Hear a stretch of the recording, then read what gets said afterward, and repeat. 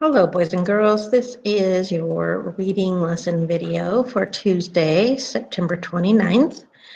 So let's take a look at our Wonders presentation for today.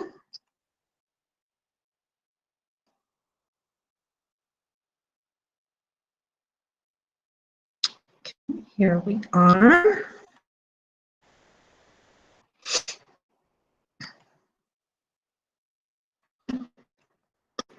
Okay, so we'll look at a couple comprehension strategies today, and one of them is making predictions.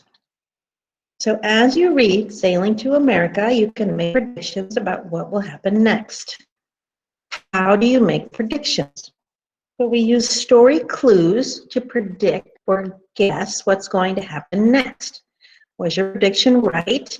Reread to confirm or check it and change it if it's not right. So sometimes we're not right because we're guessing, right? But it helps us to understand the story if we think about what might happen next. Go back and fix it incorrect with our guess. So let's take a look at some passages Sailing to America and see how we do. So highlight and write about clues in the story to make a prediction about what will happen after Dahl leaves. Use the think aloud to help you. So let's take a look at this part of our reading assignment from yesterday and see if we can make a prediction. I don't want to ever leave Ireland, Danny said. We won't have any friends in America. We'll be far away from Brenda, Patty, and Colleen. Maybe you'll be glad it isn't Ireland, Nora said. There will be enough food to eat. Mama and Doc can relax and not worry so much. We'll all have a better life. America will be the land of our dreams. Then Doc carried a bag into the room. Cheer up, my little loves. Why, in no time at all, you'll be joining me. A year later, Doc had saved enough money to send for his family. Mama, Danny, and Nora packed what little they had. They got on a crowded steamship and began their voyage. The trip across the Atlantic Ocean was rough. The air inside the steamship smelled like a dirty sock. The ship tossed up and down for days. The waves were as mountains. Many passengers became seasick, but Nora and Danny felt fine. Every day, Nora daydreamed and reread Da's letters. She thought of the buildings and streetcars he wrote about. In her dreams, she could picture Da on a crowded street. He had a big smile on his face. All right. So, did you predict that Da would bring family to America? If you did, you're correct. And did, then we need to go and make a new prediction. And it's okay because we're just guessing, right? But there was a clue that said Da says they will be joining him. Of course, everything we say is going to happen doesn't always happen.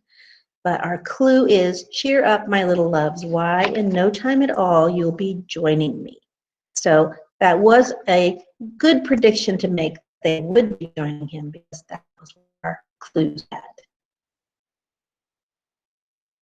Okay, I read the passage, check it, and it did say a year later, so it was a long time.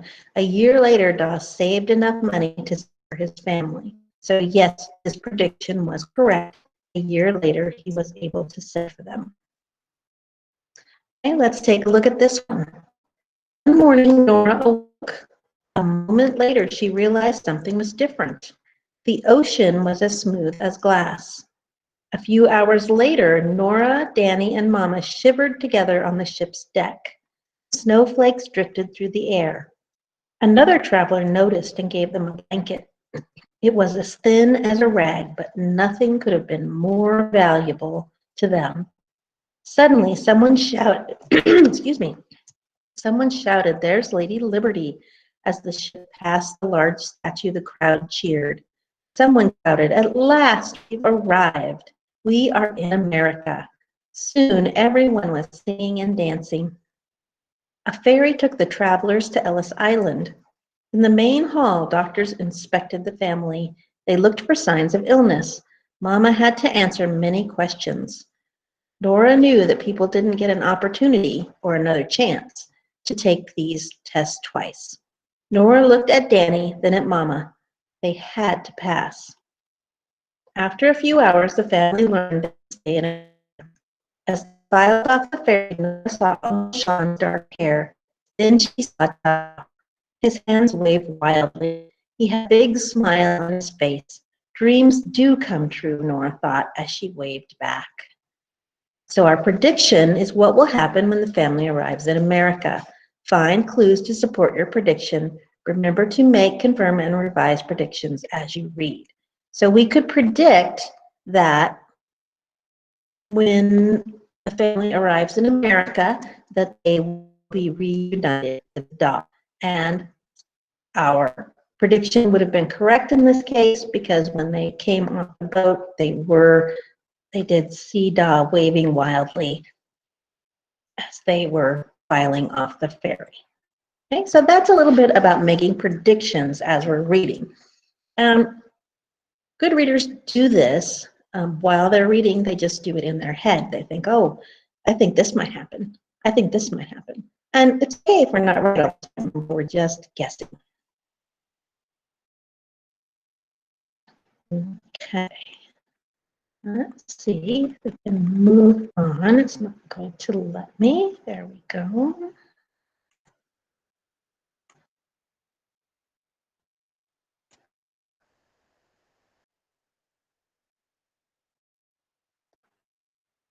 My internet is causing me problems today, and it does not seem to want to load this page. There we go.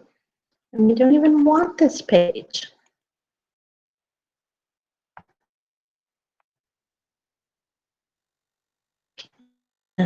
Here are vocabulary words. We looked at all those yesterday, so I won't go through them all again, but you do need to know what these mean for our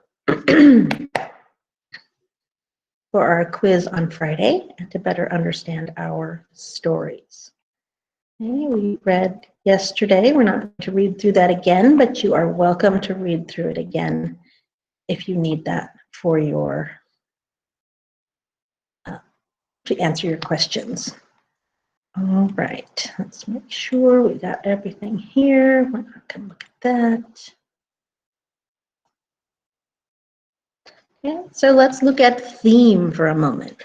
So a theme is the lesson or the message that the author is sending by writing this story. So to find the message of a story, think about what the characters do and say, and then we use these details to help figure out the theme. Can you think of, what do you think the theme is for Sailing to America? So let's read again. Nora woke early. She hadn't slept much. It was March 1995. Da was leaving for America today. Uncle Sean immigrated there last year and found work right away. He asked Da to join him. It was Mama and Da's dream to one day live in America. So we are going to use this graphic organizer, and as we read, we're going to highlight key details that help us to figure out the theme of the story. Okay, so here are some details. So it was Mama and Da's dream to live in America, and Pa goes there. Well, Da goes there first.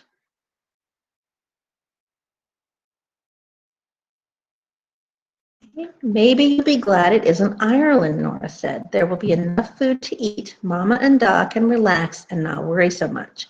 We'll all have a better life. America will be the land of our dreams. So America will be the land of our dreams.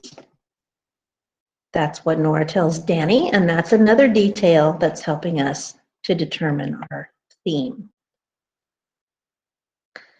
Okay. Suddenly, someone shouted, "There's Lady Liberty." As the ship passed the large statue, the crowd cheered. Someone shouted, "At last, we've arrived. We are in America." Soon, everyone was singing and dancing. A ferry took the travelers to Ellis Island. In the main hall, doctors inspected the family. They looked for signs of illness. Mama had to answer many questions. Nora knew that people didn't get an opportunity or another chance to take these tests twice. Nora looked at Danny, then at Mama. They had to pass. After a few hours, the family learned they could stay in America. As they filed off the ferry, Nora saw Uncle Sean's dark hair. Then she saw Pa. His hands waved wildly. He had a big smile on his face. Dreams do come true, Nora thought as she waved back. So what's another detail? So another detail might be that they arrive there and are allowed to stay. And do you think our theme might be something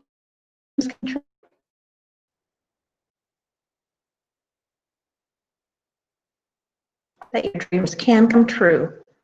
Because their dream was to live in America, and that's exactly what they did.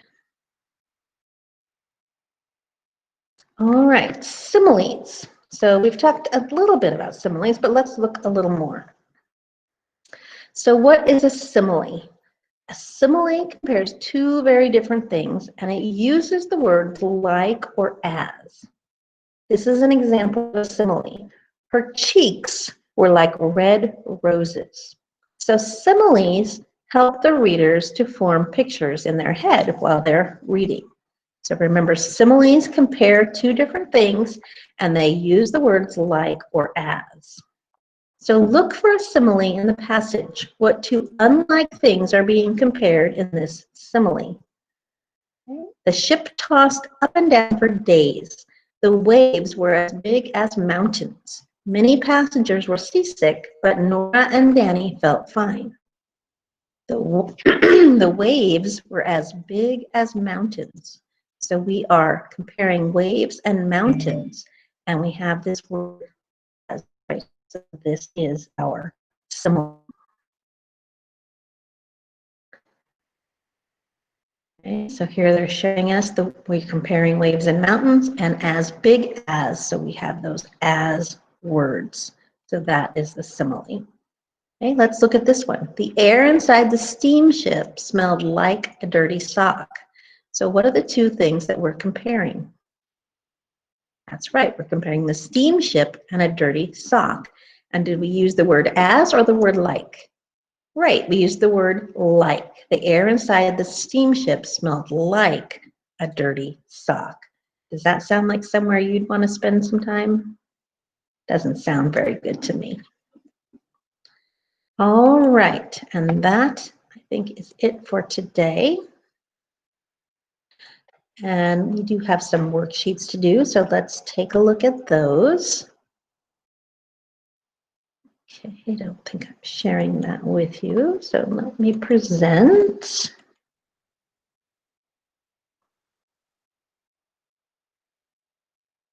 All right, here we are, A Dream to the West. This is our Fluency and Comprehension passage for this week. So get it started. So just like I do every week, you're going to be reading this. Someone will time you for 1 minute. You will record your scores on the third page. So here, and I will have to put a text box in there for you, or you won't. You will be answering the questions on the second page. So what is one important detail about Lan's family in paragraph 2? What is an important detail about Yao under the heading A New Life? And what is the theme of this passage? So remember, the theme is the message that the author is saying. I will fix this so you have a text box to record your scores, and that will be it for this page. Okay, then you'll also be completing the long E inflectional ending page. So let's take a look at that one. Okay, read each set of words and listen for the long E sound. Circle all the words with the long E sound in each row. Street, freeze, pest, mend. Did you hear any long E's there? Let's listen one more time. Street, freeze, pest, mend. Okay. Where do you hear long E? That's right, we hear it in street. Did we hear it anywhere else? Yes, in freeze. Pest, mend. No, no long E's. Those are short E's. I don't hear it saying E. Okay, so you're going to finish part A. Part word ending correctly. Write the word on the line. So in grammar, we were talking about words that end with a consonant and Y. That to make them plural, we are going to change the Y to I and add ES. Same goes for when we are making it past tense. We are going to change our Y to I and add ED. So here, I'm going to circle the one that is spelled correctly, and then I'm going to type it correctly here.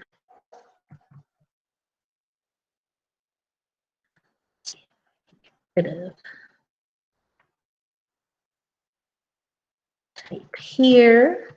So he copied his name and address on the line. So that is the correct spelling of our past tense inflectional ending. All right, we do have one more. Let's take a look at that one. Okay, this is our spelling. So once again, all of our spelling words this week are long E words, and here they are. We're going to circle the spelling word in each row that rhymes with the word in bold type, and then write the spelling word on the line. So our word for number one is lean. Lean, that same in ending sound. Lean, plain. Those don't sound the same. Lean, lone. No. Lean, green. Both of those end with our "een" sound. So I'm going to drag my circle over here and select green. And then on the line, if I had a text box, I would type the word green. So I'll have the text box for that. All right. So those are our reading assignments for Tuesday. And if you have any trouble, or you just want to confirm something for you, or you just want to hang out a little bit, come and see me during office hours between 12 and 1, and we can work on whatever you need. All right.